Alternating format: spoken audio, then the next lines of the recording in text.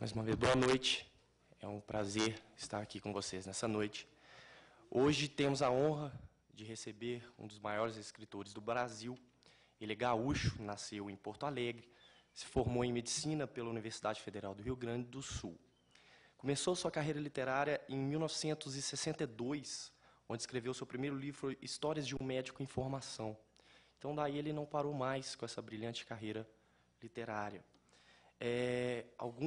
Algumas de suas obras foram best-sellers, exemplos como Saturno nos Trópicos, A Melancolia Europeia Chega ao Brasil e A Noite do Ventre e o Diamante.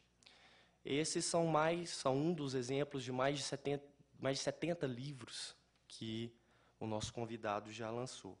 Possui também um grande nome no exterior, devido à tradução de várias de suas obras para outros países, como França, Inglaterra, Suécia, Estados Unidos, inúmeros países.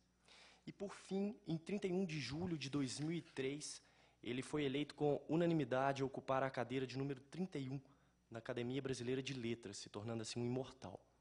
Enfim, é uma sumidade no assunto da literatura, e hoje ele está aqui na edição do projeto Sempre um Papo para lançar seu mais novo livro, Os Vendilhões do Templo, pela Companhia das Letras. Dessa forma, gostaria de chamar ao palco o médico e o escritor Moacir Scliar, por favor.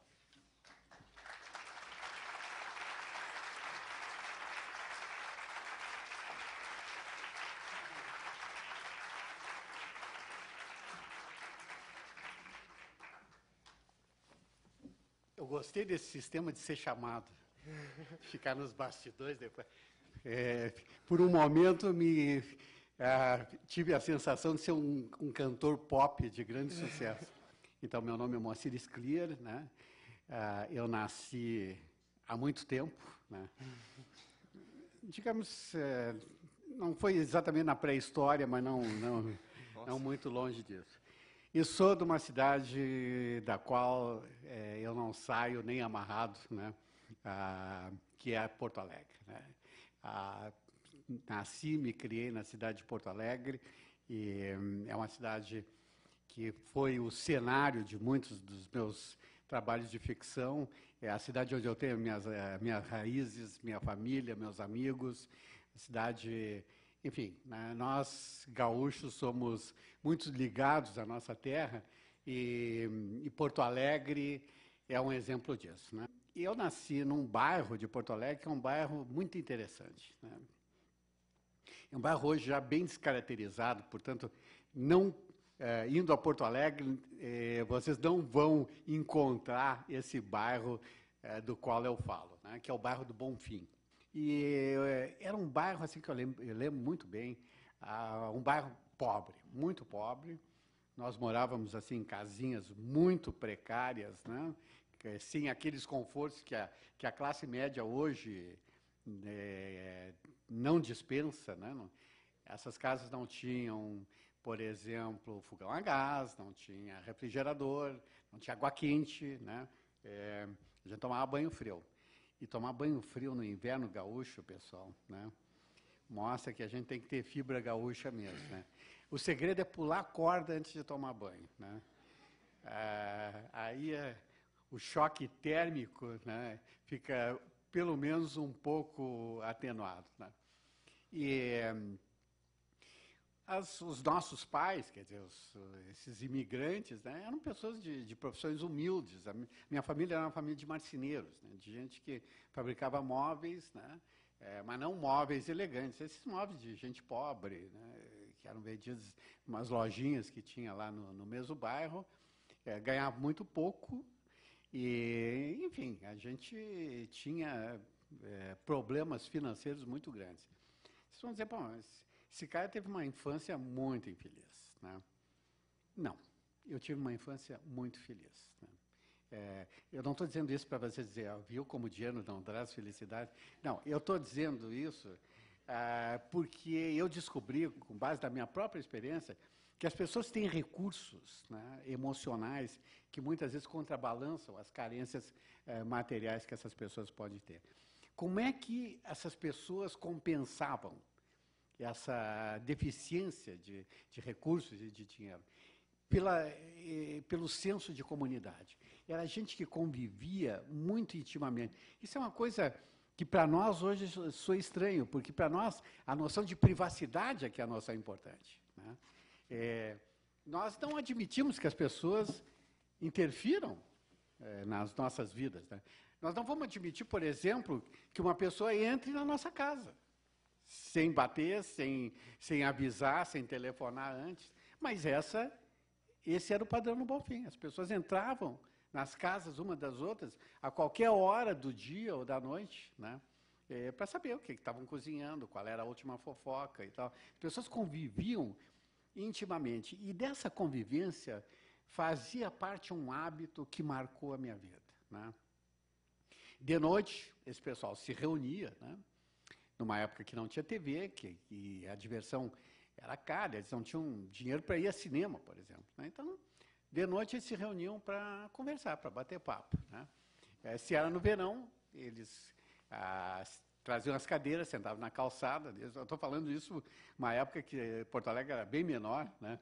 E bem mais civilizada, porque hoje, claro, qualquer cidade brasileira que as pessoas se sentem em cadeiras na calçada, são carregadas pelos assaltantes com cadeira e tudo, né?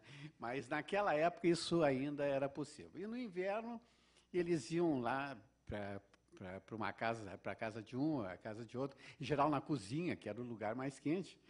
Ficavam tomando chá, que era um hábito russo, e que eles logo trocaram pelo chimarrão.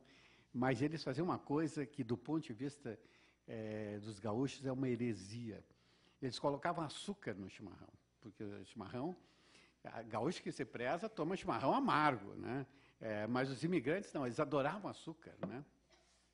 Então, eles colocavam açúcar em tudo, inclusive no chimarrão. E aí ficavam contando histórias, né? E as histórias giravam muito, né, em torno do passado europeu deles, da viagem, né, da chegada ao Brasil, da experiência brasileira deles, né?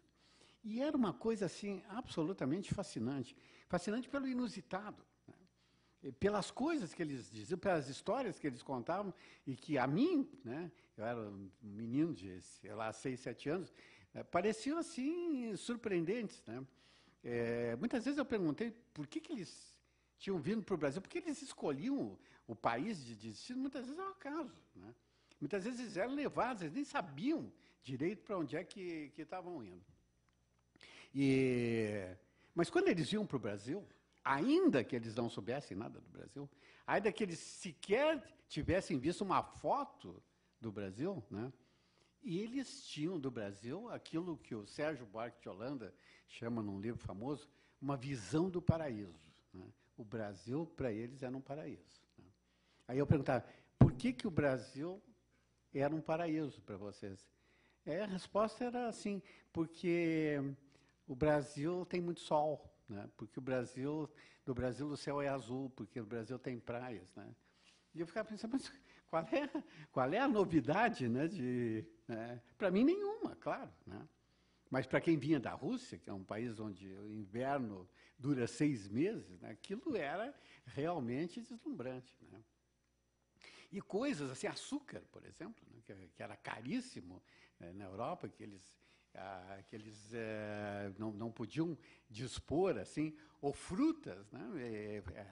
Frutas, em geral, as frutas boas são frutas tropicais, né? Países europeus, as frutas são raras, e as frutas frequentemente eram importadas, então eles não podiam comer frutas, né? Uma que outra, por exemplo, na família do meu pai, eles comiam laranja, né, quando alguém estava de aniversário, né? Então, aí tinha uma laranja para a família, né? Como a família era o pai, a mãe e 9 irmãos, né, você pode imaginar que muita laranja não dava, né? Mas laranja eles ainda conheciam. Teve frutas que eles só descobriram quando chegaram no Brasil, né? Jaca, mamão, manga, né? Banana, né? Meu pai, por exemplo, ele nunca na vida dele tinha visto uma banana, né? Quando ele chegou no Brasil, aos 10 anos de idade, né, é que ele foi apresentado por uma banana, né?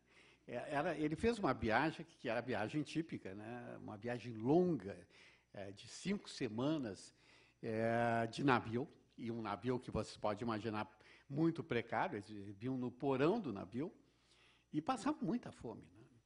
E quando eles chegavam no cais do Porto, lá em Porto Alegre, que era o destino final deste navio, muita gente da cidade ia lá para ver o desembarque dos imigrantes, né? Porque Porto Alegre era uma cidade pequena, sem programa, então via aqueles europeus, né?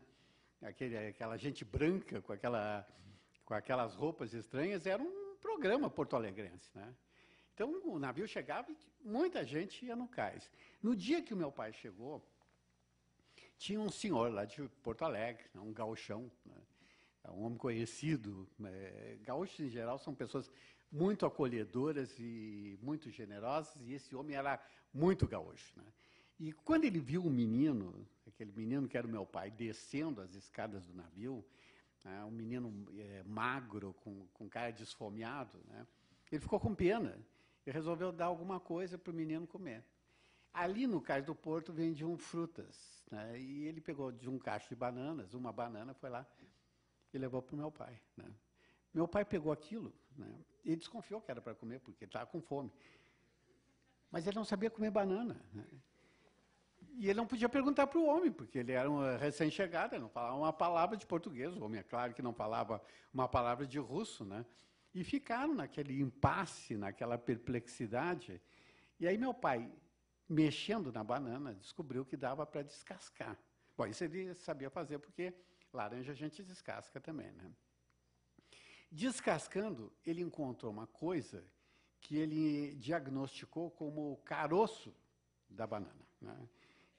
Porque sabia que fruta tem caroço, a laranja tem caroço. E ele também sabia que caroço a gente não come. Então ele jogou fora o caroço, né? E comeu o resto. Ou seja, ele comeu a casca da banana, né? Meu pai morreu aos 92 anos, sempre garantindo que casca de banana não é tão ruim como as pessoas pensam. Né? E eu acho que se vocês passam 5 semanas num navio com fome, né, é capaz de que casca de banana seja banquete mesmo, né? Mas o que eu quero dizer é que eu passei boa parte da minha infância ouvindo essas histórias, né? E eu ficava absolutamente fascinado com elas. E muito cedo eu decidi que aquilo era uma coisa que eu gostaria de fazer, contar histórias, como meu pai fazia. Eu queria ser dessas pessoas que encantam os outros através de histórias, né? Mas eu não queria só narrar as histórias, né? Eu queria escrever as histórias. E disso eu fui influenciado por uma outra pessoa, né, que desempenhou um papel importante na minha vida, como desempenha na vida de qualquer um, né, que foi a minha mãe, né? Meu pai era um homem semi-analfabeto. Ele mal sabia ler e escrever. Não é? Ele não tinha condições de ler um livro, por exemplo. Ele nunca leu um livro, nem meu, nem de nenhuma outra pessoa, porque não tinha vocabulário e o treinamento para ler um livro. Mas a minha mãe estudou, era professora e adorava literatura, né? O meu nome, Moacir, né, é uma homenagem que ela fez à literatura brasileira. Ela era fã de José de Alencar, né, e me deu o nome de um personagem do José de Alencar. Ela me deu vários recados de que ela queria que eu escrevesse, né? Mas o mais importante é que ela me iniciou na leitura também, né? Naquela época não tinha a Feira do Livro, lá em Porto Alegre. A Feira do Livro de Porto Alegre é muito famosa e é o lugar onde a maior parte das pessoas compra seus livros. Mas tinha uma livraria enorme, que era a Livraria do Globo, e uma vez por ano a Livraria do Globo fazia uma espécie de Feira do Livro, né? Eu oferecia os livros com desconto e a gente aproveitava, ia lá, né, para comprar livros. Eu entrava nessa livraria, que é uma livraria, ficou muito famosa, não só por causa da livraria, como pela editora Globo, né, na qual trabalhavam pessoas como o Érico Veríssimo, como o Mário Quintana. E quando a gente ia na livraria, a gente via essas pessoas entrando, né? Quer dizer, aquilo era um imã para a gente, né? Era uma coisa do qual todos nós, porto-alegrenses, nos orgulhávamos. E quando eu entrava lá e via aqueles livros maravilhosos, a vontade que eu tinha era de comprar tudo, né? Mas eu sabia que livro custa dinheiro. E sabia que dinheiro era escasso na nossa casa. Então, eu sempre perguntava para minha mãe quanto é que eu estava autorizado a gastar. E ela me dava uma resposta que significou assim uma mensagem que eu nunca esqueci. Ela dizia, olha, tu está me perguntando isso porque tu sabe que lá em casa o dinheiro é escasso, né, que falta muitas coisas, falta móveis, falta roupas, né? Falta mesmo, ela dizia. Pode até faltar comida, mas livro não pode faltar. Compra quantos livros tu quiseres, né? Agora, aqui tinha um recado, né? E o recado era assim, olha, nós né, somos imigrantes, nós somos pobres, nós passamos necessidade, mas vocês, nossos filhos, terão uma vida melhor se vocês ingressarem no mundo do conhecimento e da cultura. E a porta de entrada para esse mundo é o livro. Para eles, o livro era um objeto mágico, né? Não era só alguma coisa para a gente ler. Não, livro era uma espécie assim, de amuleto, né? Era uma coisa que tinha um significado simbólico tremendo. O que não é difícil de entender num grupo histórico que girou, né, durante muitos séculos e muitos milênios, ao redor de um livro, que era e é a Bíblia, né? A Bíblia é uma coisa, é um livro espantoso. Quando a gente pensa assim, num livro que começou a ser escrito, né, há 3.000 anos atrás, porque a Bíblia começou a ser escrita cerca de 1.000 anos antes de Cristo, né? E que foi escrita por várias mãos, né?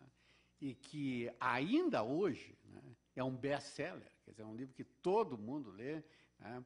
A gente realmente se dá conta de que a Bíblia é prodigiosa não apenas como um guia ético, né, mas como obra literária. Eu leio a Bíblia não como um religioso que eu não sou, né? Eu leio a Bíblia como um leitor literário. Eu leio a Bíblia porque eu acho os narradores bíblicos absolutamente fantásticos, né? É gente que sabe contar uma história de uma maneira extremamente sintética, indo ao ponto, né? Captando a nossa atenção, né? E introduzindo uma carga emocional nas histórias que eles contam, que é absolutamente fantástica, né? Então, eu fui tendo, digamos assim, vários estímulos e várias influências, né? As histórias que meu pai contava, os livros que eu lia, né? E quem é que eu lia? Eu lia Monteiro Lobato, eu lia Érico Veríssimo, né? Eu lia Mário Quintana, eu lia Jorge Amado, né? E tanto o Érico como o Jorge, eu tive a sorte de conhecê-los, né? Porque o Érico era de Porto Alegre, a gente encontrava ele na rua, e era um homem muito afável. E o Jorge Amado era muito ligado à minha família, né? A minha família, lá em Porto Alegre, era uma tradicional família de esquerda, né? E eu tinha um primo que era um artista plástico bastante conhecido, Carlos Sclier, que ilustrou muitos livros do Jorge. E quando o Jorge e a Zélia vinham a Porto Alegre, eles ficavam hospedados na casa desse meu primo, né? E eu ia lá visitá-los, né? Eu era pequenininho, minha mãe me levava para ver o escritor, para ver, não era para falar com ele, né? Que eu não me atreveria a falar com Jorge Amado, mas eu ficava olhando e pensando, esse homem escreve livros, que coisa fantástica, né? E eu tinha a impressão de estar diante de um ser sobrenatural, né? E é uma coisa curiosa, porque tanto Jorge como a Zélia se lembravam disso, se lembraram, muitas vezes contaram essa história. E a Zélia, de um livro dela, de memórias, que se chama Chapéu de Viagem, ela diz assim, que eles iam a Porto Alegre, ficavam hospedados na casa do Carlos Sclier, diz ela, e muita gente ia nos ver. E entre essas pessoas tinha um garotinho bonitinho, loirinho, que depois seria o escritor Moacir Sclier. Agora vocês olhem para mim e vejam o que a vida faz com os garotinhos bonitinhos e loirinhos. Quer dizer, eu tive muitos estímulos para escrever, né? Estímulos dessa convivência e depois os estímulos da Faculdade de Medicina, né? Que eu que eu cursei lá em Porto Alegre, me formei em medicina, fiz saúde pública, trabalhei toda a minha vida em saúde pública, né, na Secretaria da Saúde do Rio Grande do Sul, trabalho assim extremamente gratificante. E atualmente eu dou aulas na Faculdade Federal de Ciências Médicas de Porto Alegre, faço questão de manter esse vínculo com a área de saúde pública e aprendi muita coisa, inclusive sobre a realidade brasileira, né? Que eu conhecia muito pouco, porque eu quase não saía do meu bairro, né? Mas trabalhando em saúde pública, eu viajei pelo Rio Grande do Sul, viajei pelo Brasil, viajei pelo exterior também. Isso ampliou muito os meus horizontes. Então, meus livros, né, têm todas essas marcas, né? São histórias de imigrantes, são histórias de médicos, né, como Oswaldo Cruz, por exemplo. São histórias que narram episódios ligados à experiência brasileira, né? Por exemplo, eu participei no episódio da legalidade, lá no Rio Grande do Sul, em 1961, um episódio em que, acho que pela primeira vez na história desse país, né, a mobilização popular conseguiu abortar um golpe militar, né? Por pouco tempo, naturalmente, mas pelo menos assim, naquele momento nós vivemos no Rio Grande do Sul a sensação de que realmente havia um potencial de mudança social muito importante nesse país. Tudo isso apareceu nos meus livros. Agora, Os Vendilhões do Templo, né? Esse livro, eu acho que mostra um pouco como é o processo de criação literária do escritor. Eu comecei a escrever esse livro há 12 anos atrás, né? Eu levei 12 anos a escrever. Não pense que isso é uma exceção. Eu, em geral, eu sou rápido para escrever, porque eu também escrevo para jornal, né? E quem escreve para jornal aprende a escrever rápido, né? E aprende a ser objetivo, e aprende a respeitar o tamanho que lhe dão para escrever. Mas esse livro eu levei muito tempo, né? Eu levei muito tempo porque eu fui elaborando esse livro. Eu parti, né, da Bíblia, né, do Novo Testamento, no caso, né, de uma passagem bíblica muito curta, né, são umas poucas linhas, em que Mateus, que foi o texto que eu especificamente usei, descreve como Cristo expulsa os vendilhões do templo, né? É um episódio, assim, até certo ponto insólito, né? Porque até então a trajetória de Jesus o caracteriza como um homem bondoso, né? Um homem compassivo, um homem doce. E, de repente, ele tem um ataque de fúria, né, que o leva a expulsar, né, aqueles vendilhões do templo, expulsá-los a chicote, né? E a pergunta é, por quê? Né? O que aconteceu? Né? O que levou Jesus a expulsar os vendilhões do templo? Há muitas hipóteses históricas em relação a isso. Uma delas é de que os vendilhões, né, que eram camelôs, vamos dizer assim, vendiam coisas, animais para o sacrifício no templo e trocavam moedas também, porque vinha gente de muitos lugares e eles faziam o câmbio para essas pessoas, né? Que eles, na verdade, eles estavam associados com o clero do Templo de Jerusalém, ou seja, que atrás deles estava a figura do estabelecimento religioso, né? Ora, entre esse estabelecimento religioso e Jesus, e de imediato se criou uma rivalidade enorme, né, que acabou custando a vida de Cristo, né? Quer dizer, lá pelas tantas, né, o clero se uniu aos governantes romanos, né, para prender, né, julgar e condenar aquele homem que eles viam como um inimigo potencial, né? Eu pensei durante muito tempo nessa história, né? E, de repente, isso eu acho que o caracteriza o escritor, né? É que ele via ângulos insólitos nas histórias. É uma experiência que eu tenho muito seguido, porque todas as semanas eu escrevo para a Folha de São Paulo uma história de ficção baseada numa notícia em jornal, né? Então, eu procuro notícias assim que são surpreendentes, notícias que não são habituais, né? Atrás das quais está uma história pedindo para ser contada. E eu senti que nesse episódio havia uma história pedindo para ser contada.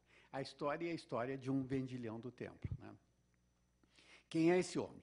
Ele é um pequeno proprietário rural arruinado. Naquela época, muitos pequenos proprietários foram arruinados depois da conquista por Roma, né? Que tem que sustentar sua família, não sabe como fazê-lo, né? E vem para a cidade de Jerusalém, onde ele se transforma num camelô, né? Num vendedor no templo de Jerusalém. E aí ele progride nessa ocupação, ele descobre que ele gosta de vender coisas, né? Que ele tem uma vocação para o comércio, e ele está muito feliz e fazendo planos mirabolantes, quando de repente tem esse incidente que bagunça a vida dele, e que ele não entende, né? E que ele tenta entender e não consegue entender, né? Ele não sabe que ele está presenciando o nascimento de uma nova era, né? E o que ele vê é uma coisa assim, simplesmente inusitada. E é esse drama desse homem, tentando compreender o que se passa, né? Enfrentando os seus próprios conflitos em relação ao que aconteceu, que é a primeira parte do livro. Na segunda parte do livro, né, nós mudamos de cenário e de época.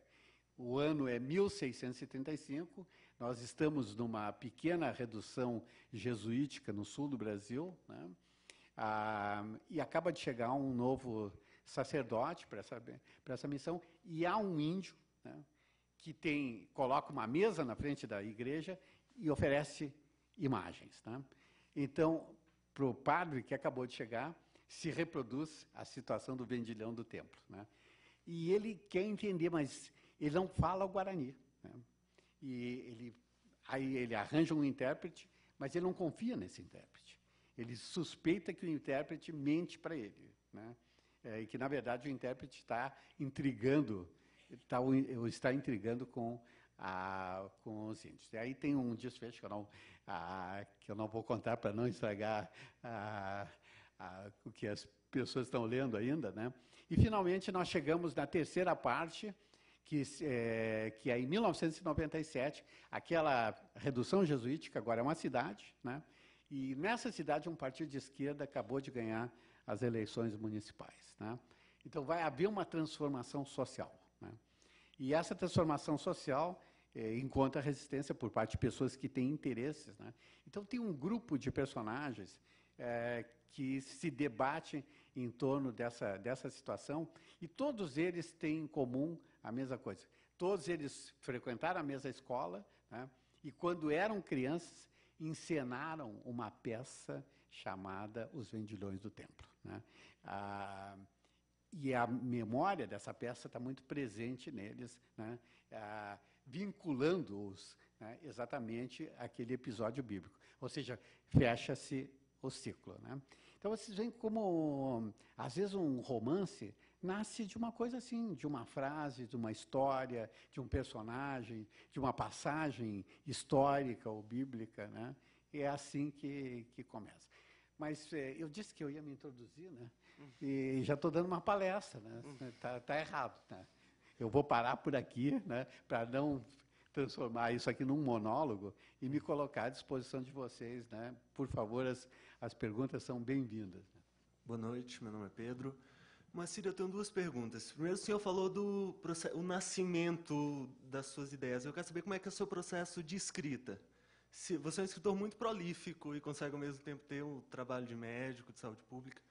Como é o seu processo de publicar quase um livro por ano e conseguir fazer isso tão bem? Minha outra pergunta é no tocante ao humor nos seus livros.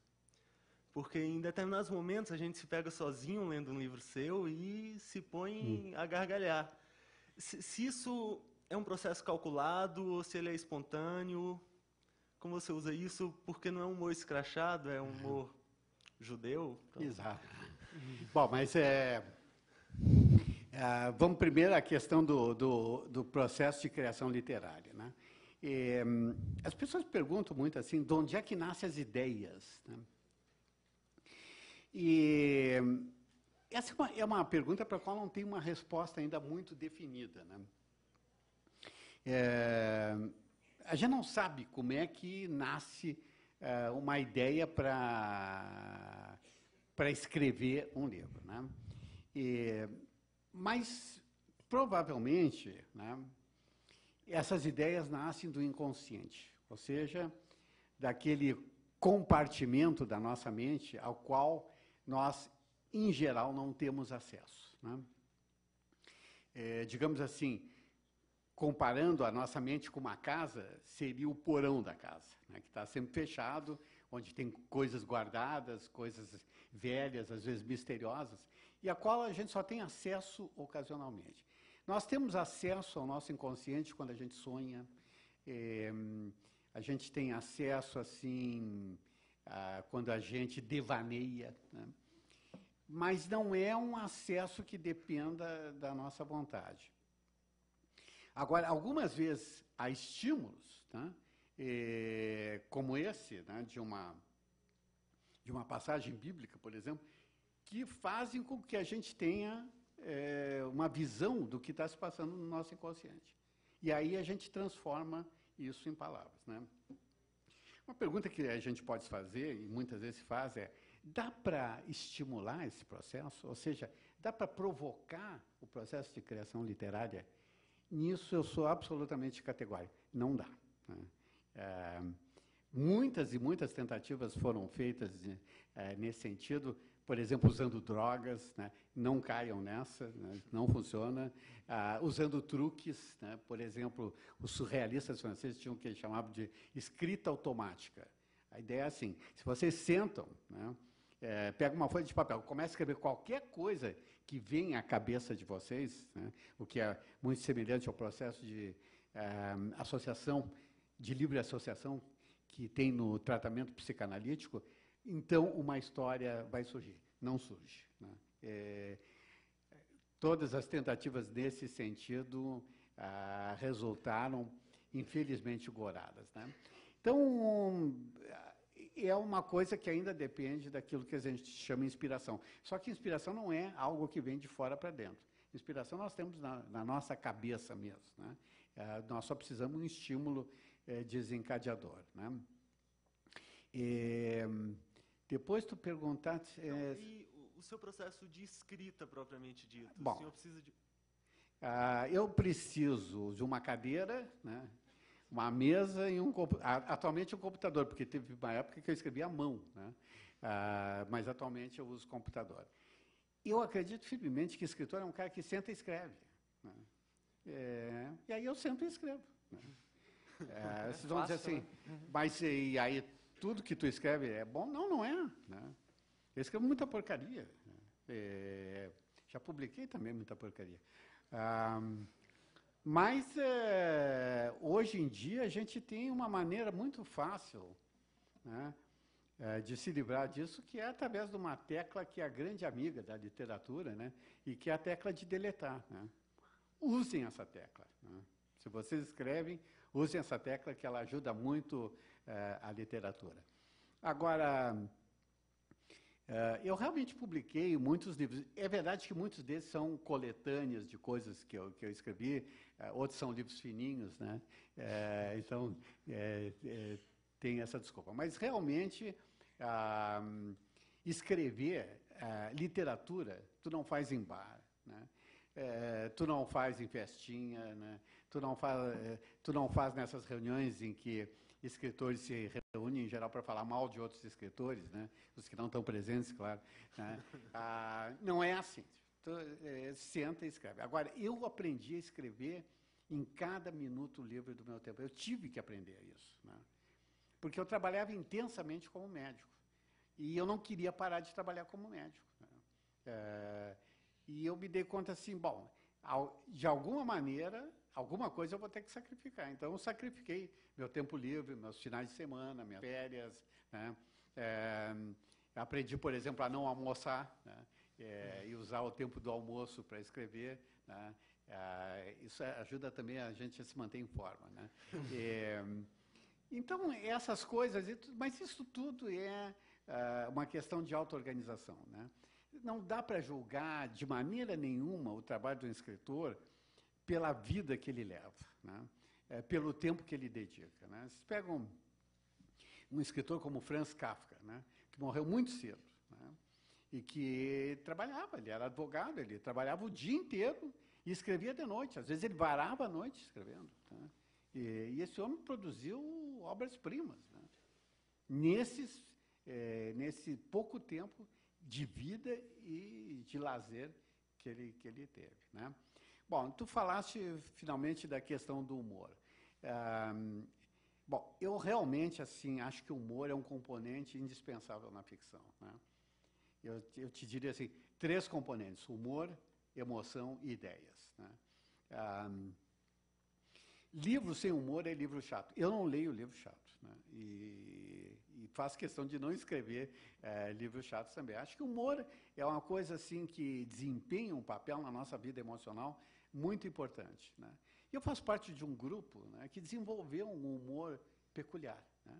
Um humor que, na verdade, no passado, serviu como uma defesa contra o desespero que muitas vezes, né, acometia pessoas que eram perseguidas, escorraçadas, marginalizadas, né? E esse é o humor mais autêntico que pode ter, porque o humor escrachado todo mundo faz, né? Esse humor assim de esquete de TV, né? Isso todo mundo faz. O importante é aquele humor, né, que representa ao mesmo tempo uma meditação sobre a condição humana, né? Que envolve um componente filosófico, se a gente pode dizer assim. O humor que não é da gargalhada, o humor do sorriso. É uma coisa muito interessante, né? E durante a Idade Média, a Igreja sempre tinha digamos assim, uma atitude restritiva em relação ao humor, né? Porque dizia assim, humor, aliás, não, contra o humor não, contra a gargalhada, né? Porque dizia assim, a gargalhada se origina nas partes menos nobres do corpo humano, né? Se origina na barriga, né? E é por isso que a gente entende a expressão dar barrigadas de riso, né? Que a gente usa pouco, mas em Portugal é muito comum, né? Então, a ideia é assim, uma coisa que nasce lá embaixo, né, não pode ser nobre, né? As coisas nobres têm que nascer no coração, têm que nascer na cabeça, não na barriga. Eles não deixavam de ter razão, né? Era uma interpretação realmente assim anatômica, mas ao mesmo tempo filosófica do fenômeno do riso, né? Acho que tem alguém aqui? Bom, primeiro eu gostaria de dizer, Moacir, obrigado por escrever. Eu li já o seu livro Vendilhões do Templo. Tem algumas coisas que eu gostaria de perguntar, mas não vou perguntar, senão vai estragar a leitura de todo mundo. Mas a primeira coisa que eu notei no primeiro conto, que eu li todo, muito interessante, ninguém tem nome, todos os personagens. Alguma razão para isso? E outra coisa, nós leitores, sempre temos quando conversamos, temos uma perspectiva de métrica. O livro era tão bom que passei 4, 6 horas escrevendo. Para você, qual foi o máximo tempo assim, que já passou sentado escrevendo?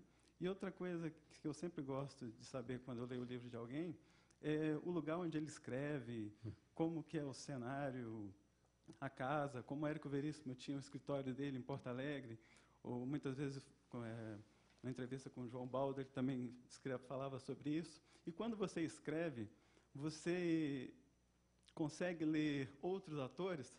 Ou você acha que isso é perigoso, que pode influenciar no que você está escrevendo? Obrigado. Bom, então, respondendo, em primeiro lugar, foi intencional, né? Porque a primeira parte, né, que se passa em Jerusalém nos tempos de Cristo, eu não procurei, né, dar nomes hebraicos às pessoas, né? Não procurei contar a história daquele período, né? Porque a minha tese é de que aquilo que aconteceu naquela época, com aquelas pessoas, poderia acontecer em qualquer época com outras pessoas, né? Então, por isso que eu evitei caracterizar lugares, personagens e etc., né? Bom, agora tu pergunta sobre lugar para escrever, né? De fato, o Érico tem, né? E eu conheço muito bem, porque esse lugar foi herdado pelo Luiz Fernando Veríssimo, de quem eu sou muito amigo, né, e volta e meia eu visito ele, lá está ele, é um esconderijo mesmo, né, na casa dele tu desce uma escada, né, e lá tem um escritório que ele fica realmente isolado, né. Bom, eu nunca tive isso, né, nunca tive essa condição de poder escrever num lugar assim, que fosse só meu, num horário que fosse. Então, eu aprendi a escrever em qualquer lugar, a qualquer hora, com barulho, sem barulho, né? Não tinha problema. Por exemplo, se eu ia... eu trabalhava na Santa Casa, lá em Porto Alegre, né? De vez em quando, se eu ia na frente ali comer um sanduíche, né? Enquanto o cara estava fazendo sanduíche, eu pegava o guardanapo e escrevia, né? O guardanapo de papel, bem entendido, né? Escrevia alguma coisa, né? E aproveitava aquele tempo para escrever. Eu aprendi, até hoje eu faço isso, né? Eu vim hoje para cá, meu avião atrasou 4 horas e meia, né? Não teve problema nenhum. Eu estava com o meu laptop, né? Foi 4 horas e meia que eu fiquei escrevendo lá no aeroporto em Porto Alegre, né? É claro que tem pessoas que não conseguem fazer isso. Por exemplo, Marcel Proust, ele para escrever, né, e isso tem o museu da cidade de Paris mostra isso, né, uma reprodução do gabinete. O gabinete dele era forrado com cortiça, né, porque não podia ouvir ruído nenhum, né, então ele tinha que estar num isolamento absoluto, né. Meu nome é Leandro. Eu gostaria de fazer a seguinte pergunta, na verdade são duas perguntas. Truman Capote, no livro A Sangue Frio, nos diz que quando Deus nos dá um dom, Ele nos dá o chicote. O chicote serve para flagelação. E Vargas Llosa, atualmente, nos disse que ser escritor, na atualidade, é tomar para si a pecha de louco. Porque num país onde milhões passam fome, você falar em ser escritor é você estar tomando a pecha de louco. E, ligado a isso, a essas duas visões do que é ser escritor, eu gostaria de saber, na primeira pergunta, o que é realmente ser escritor? Qual é a amplitude do ser escritor? E, segundo, fazendo analogia ao Vargas Llosa, por que nós fazemos inclusão digital, nós fazemos tantas inclusões e nós não cuidamos também de uma inclusão no mundo da literatura, no mundo da leitura? Por que os governos não fazem isso? Será porque a leitura ainda é vista como um instrumento de libertação das massas? Ou será que o governo realmente não tem nenhuma visão para esse tipo de inclusão? Porque a inclusão digital ela é fácil. A inclusão à leitura realmente é difícil. Bom, escritores gostam de choramingar, né? E vocês tiveram dois exemplos, do Truman Capote e do Vargas Llosa, que eu conheço pessoalmente, né? E que é um cara que não tem nenhum motivo para se queixar da vida, nenhum, posso te garantir, né? Ele é amplamente lido, amplamente reconhecido, amplamente traduzido, amplamente premiado, né?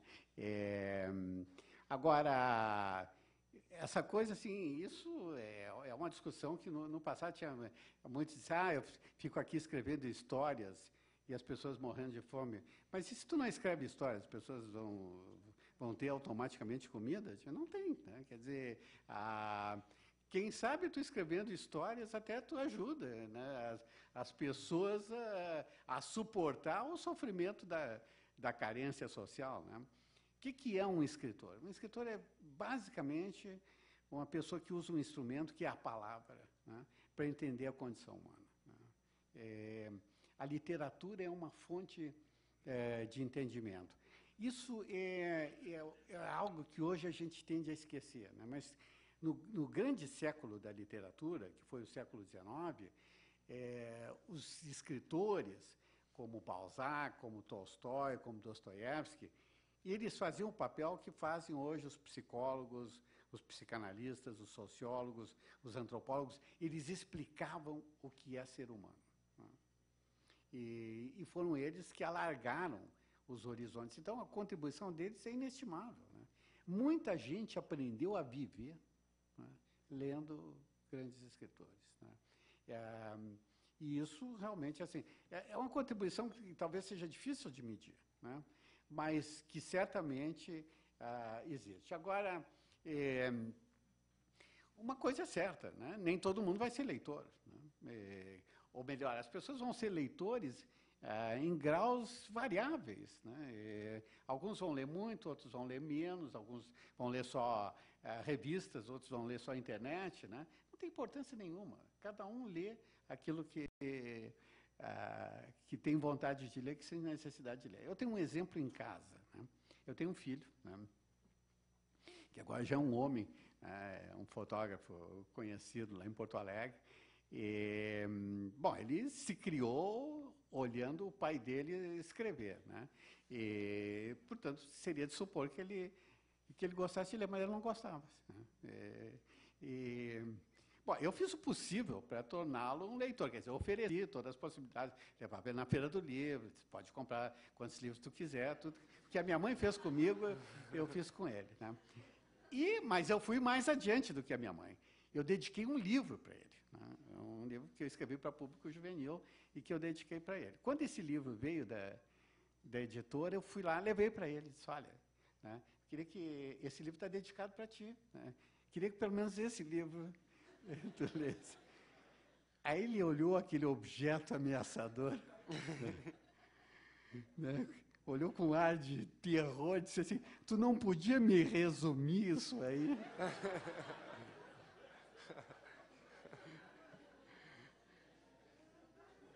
Então, as pessoas leem aquilo que elas têm vontade de ler. Agora, eu tenho que completar, dizendo que o meu filho é fotógrafo, né, e que ele não lê os livros do pai dele, mas ele pega um livro de fotografia que tem mais de 1000 páginas em inglês e lê de cabo a rabo. Né. Ele lê o que ele gosta, né, o que interessa, o que ele sente necessidade de ler. O que a gente tem que fazer numa determinada fase da vida, e pais, mães e professores sabem disso, né, é fazer a oferta, disponibilizar a leitura. Né. Agora, cada um vai seguir depois o seu próprio caminho como leitor. Né.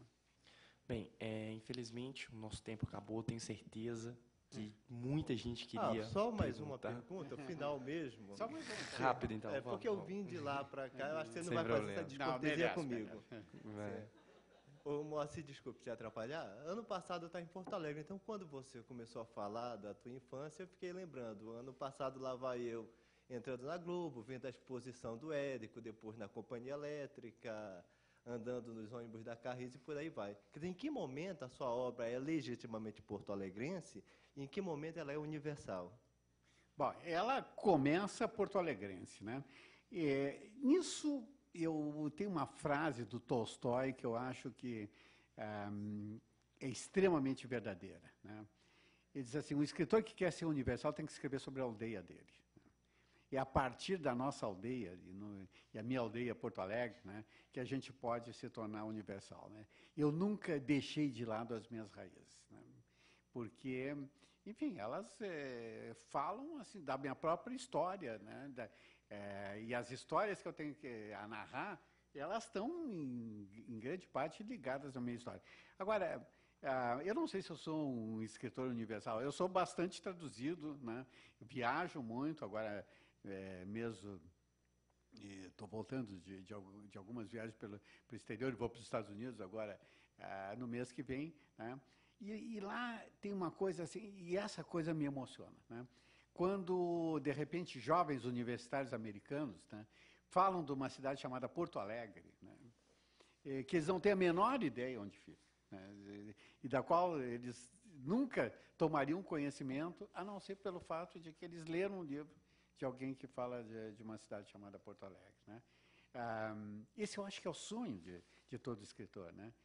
A Praga, de Kafka, Macondo, do Gabriel Garcia Marques, né, a Londres, de Dickens, né, a Nova York, do Woody Allen, né, São cidades que se transformaram em lugares universais, em grande parte, né, por causa da obra dos escritores. Aí a gente descobre que Kafka, ou melhor dizendo, que Praga e Macondo, e Nova York, e Paris, e Londres, né, essas cidades pertencem a todos nós, né, e todos nós temos com elas essa conexão, né, que resulta dos livros, resulta dos filmes, né, e resulta dessa emoção cultural que a gente adquire ao ler e ao passar por essas obras de arte. Né?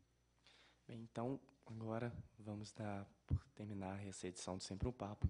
Mais uma vez, gostaria de agradecer a presença de todo mundo e principalmente ao Moacir por ter falado tão bem, ter falado do livro, entre outras coisas. O pessoal é que me inspirou. Obrigado, gente.